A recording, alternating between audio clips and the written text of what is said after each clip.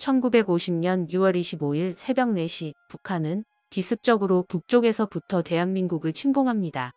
당시 선전포고도 없이 기습적으로 시작된 북한의 남침은 매우 빠른 속도로 진행됐습니다.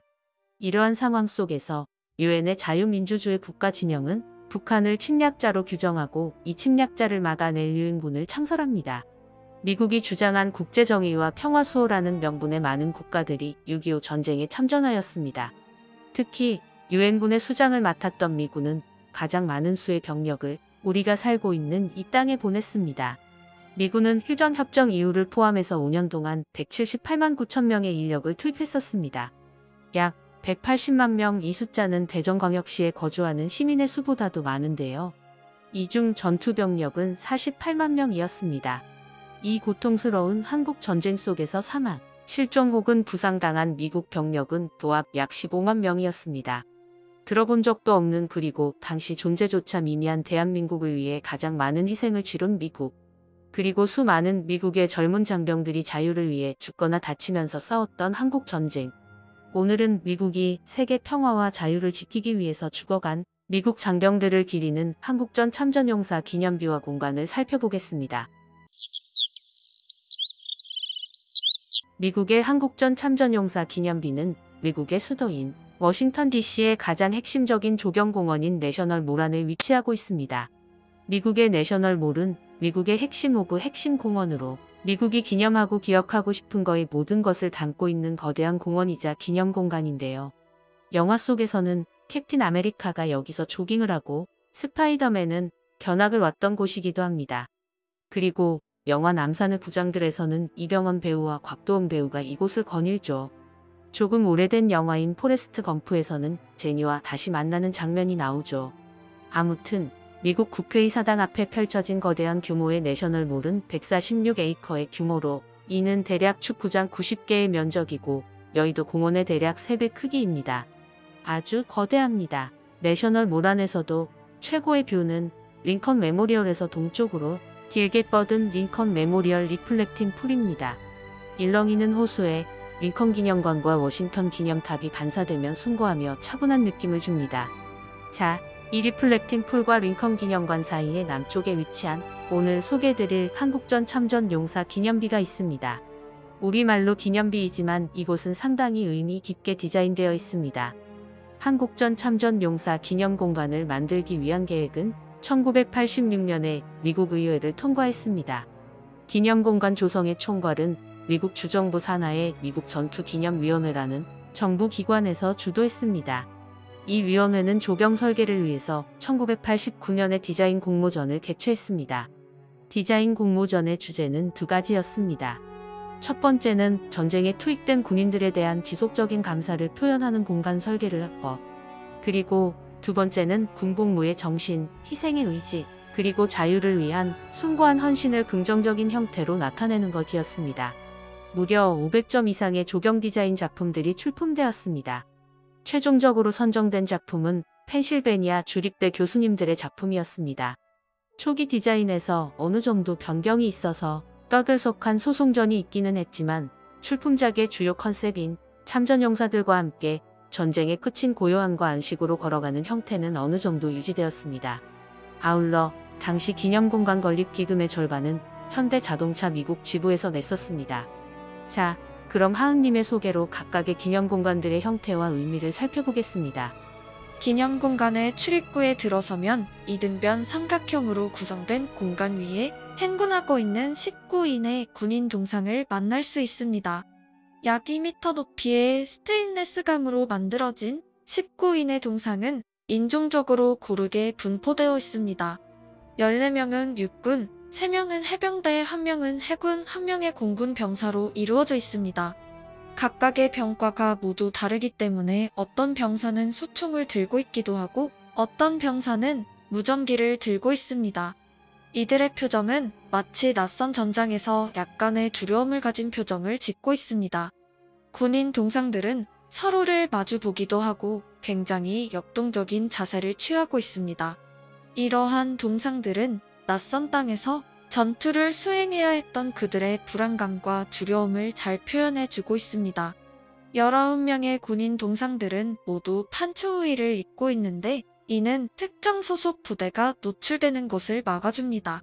실제로 많은 수의 미군 부대가 참전했는데 어떤 부대는 동상이 만들어지고 또 다른 부대는 제작된 동상에 등장하지 않으면 논란이 될 수 있기 때문에 부대 마크를 가리는 방향을 선택했다고 합니다.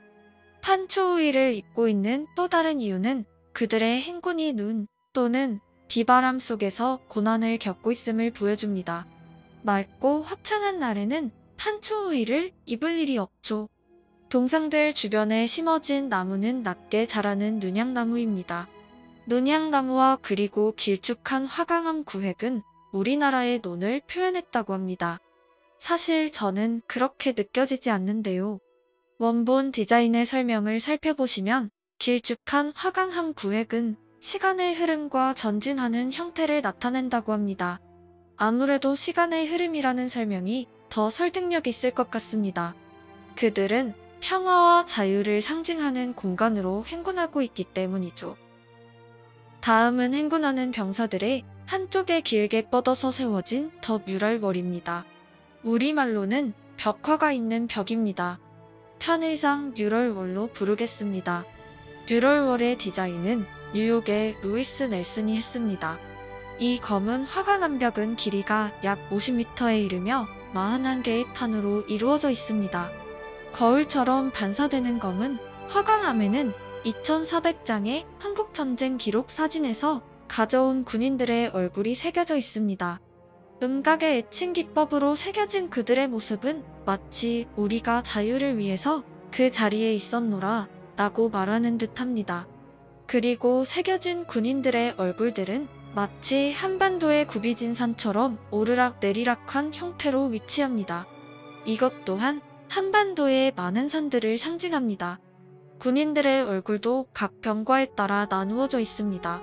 그래서 애도를 위해 방문한 군인들은 자신의 병과에 따라 한국전쟁에 참전한 선배들을 추모할 수 있게 되어 있습니다. 하지만 이 작품의 최고 하이라이트는 반질반질하게 다듬어진 화강암의 반사에 있습니다. 바로 19명의 군인 동상이 벽에 그대로 거울처럼 반사됩니다.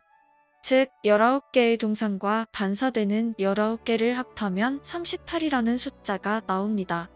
즉 휴전 이전의 38도선을 상징합니다. 그리고 38은 1950년부터 53년까지의 38개월 동안 치러진 6.25 전쟁을 의미합니다. 매우 인상적인 디자인적 노림수입니다. 이 기막힌 반사 효과가 나오기까지는 몇 가지 과정이 있었습니다. 초기 디자인에는 38명의 군인 동상을 배치하기로 했었습니다.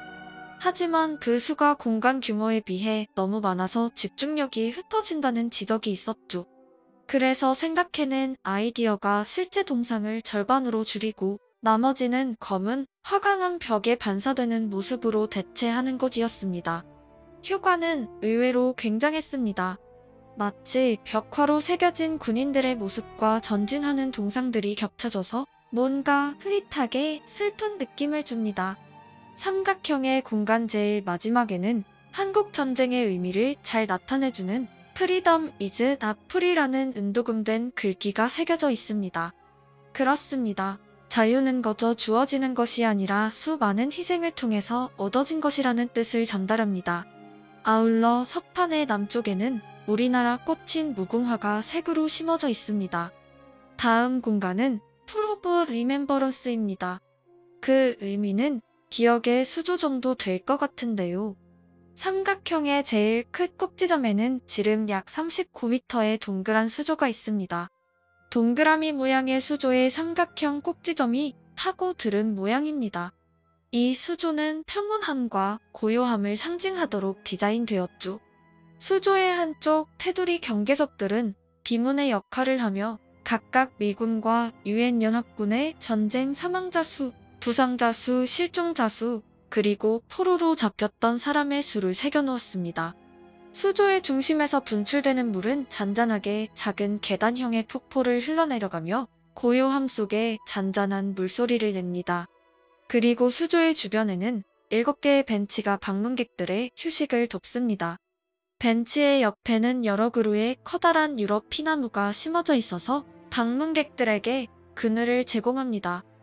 이 기념 공간에는 빈틈없이 함께 참전했던 유엔 연합국에 대한 예우도 갖추고 있습니다. 유나이티드 네이션스 컵인데요. 우리말로는 연합국의 연석 정도 되겠네요. 동상들의 북동쪽에 깔린 이 연석들에는 알파벳 순으로 22개의 참전국들의 국가명이 새겨져 있습니다. 이 국가들은 전투병력을 운용한 17개국과 의료지원 6개국의 국명이 새겨져 있습니다. 참전국 모두의 숭고한 희생과 헌신을 담아 두었습니다. 기념공간 전체 모양을 살펴보면 큰 삼각형 안에 작은 삼각형을 넣어서 공간을 구성하고 있다는 것을 알 수 있는데요. 그중 작은 삼각형의 가장 끝부분, 바닥에 헌정비가 새겨져 있습니다. 헌정비의 원문을 해석해보면 알지도 못하는 나라, 그리고 만나보지도 못한 국민을 지키기 위해 부름받은 우리의 영예로운 아들과 딸들이라고 새겨져 있습니다. 대한민국의 자유와 평화를 지키기 위해서 목숨을 희생한 이들의 영령을 위로하는 비문입니다. 목숨 바친 군인들의 명예를 탄사하는 헌정비를 끝으로 이 기념공간의 관람은 끝이 납니다. 기념공간의 밖에는 교육적인 목적으로 설치된 시설물도 있습니다. 바로 기념공간의 정보가 판대인데요. 한국전쟁에 대한 다양한 정보를 제공하며 참전 용사에 대한 검색이 가능할 수 있도록 하는 기기를 배치해 두었습니다.